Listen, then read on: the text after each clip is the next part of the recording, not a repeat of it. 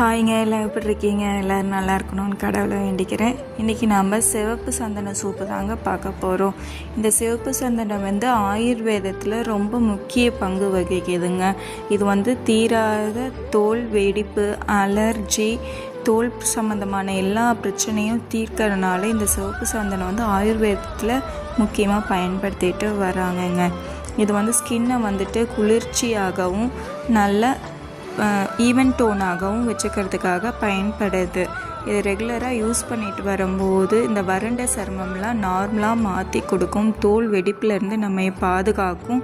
ரெண்டாவது கரும்புள்ளி, தோல் சுருக்கங்கள், முகப்பரு, இந்த முகப்பருனால் வரக்கூடிய வெடிப்புகள் இதிலிருந்துலாம் நம்மளையே பாதுகாக்குங்க. இந்த சோப்பு நம்மக்கிட்ட அவைலபிளுங்க.